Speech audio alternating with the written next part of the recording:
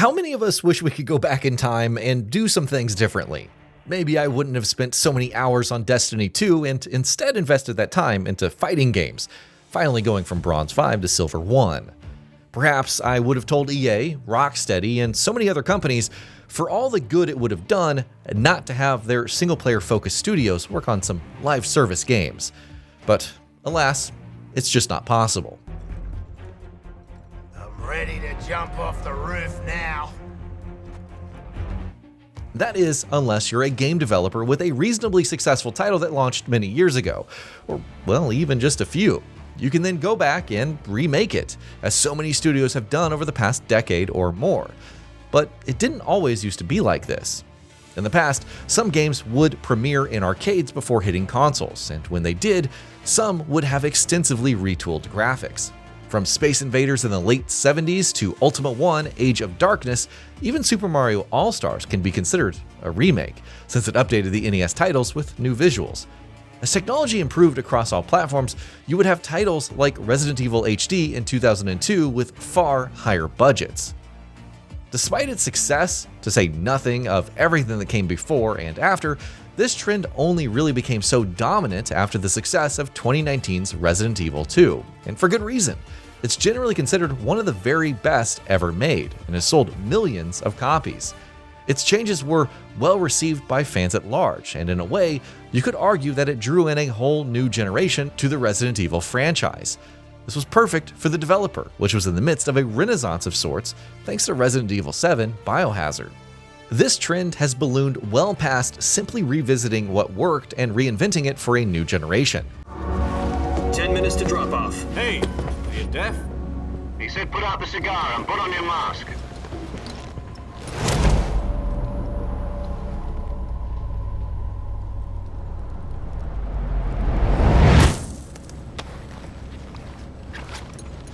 Remakes are big business. 2025 alone saw the launch of Metal Gear Solid Delta Snake Eater, Dragon Quest 1 and 2 HD 2D Remake, Trails in the Sky First Chapter, Yuka Replayly, and more. That's not even getting into games that had definitive editions or remasters like Suikoden 1 and 2 HD Remaster, Tomb Raider 4 through 6 Remastered, and so on, or titles like Silent Hill 2 Remake, which was finally released on the Xbox Series X and S.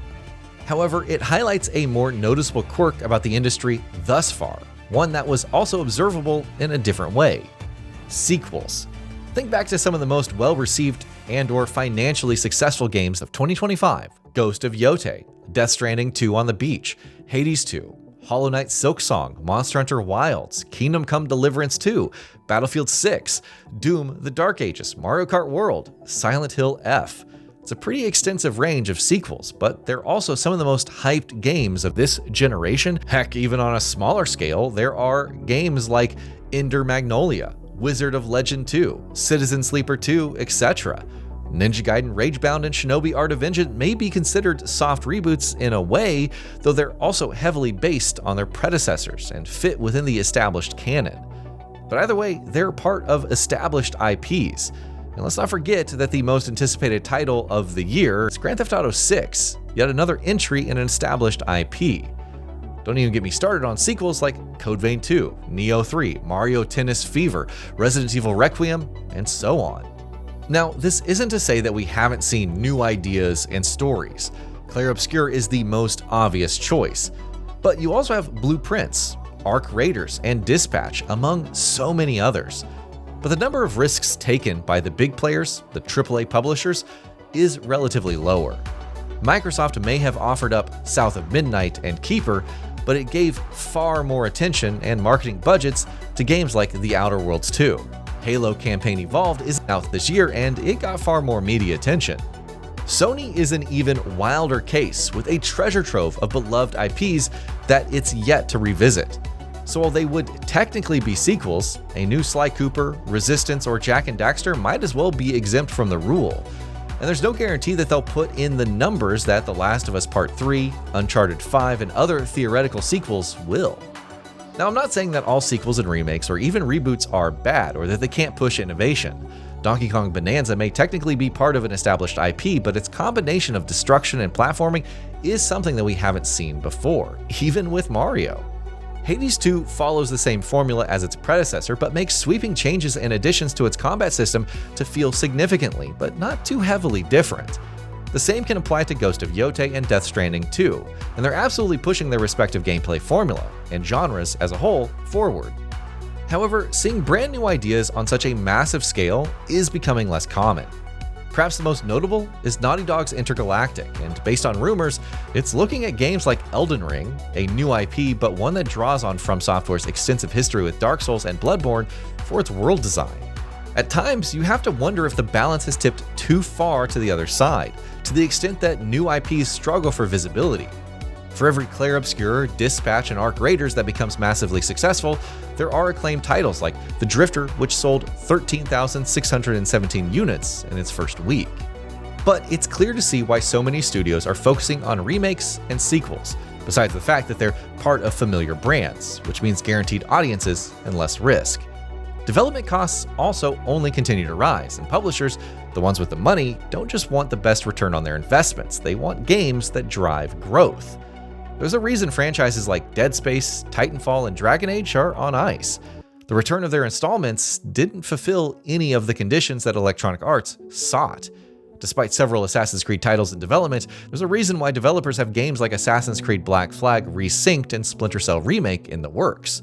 They are safe bets, and if they blow up as Resident Evil 2 Remake did, they might drive renewed interest in dormant IPs, thus spurring even more remakes and potential sequels. Of course, the biggest reason we continue to see sequels, remakes, reboots, remasters, and more is because of those who buy them, gamers. Time is limited, and the sheer number of choices in the AAA, indie, and free-to-play spaces is immense. Why not spend it on something familiar that's also fun?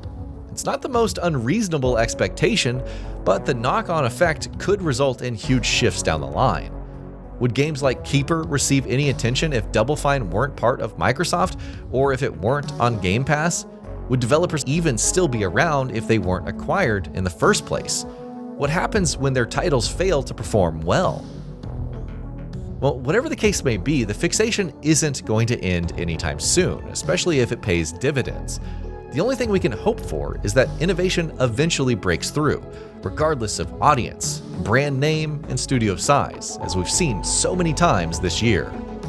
And that'll be about it for this one. If you guys like what we're doing at GamingBolt, please consider subscribing to our channel, and I'll see you guys on the next video.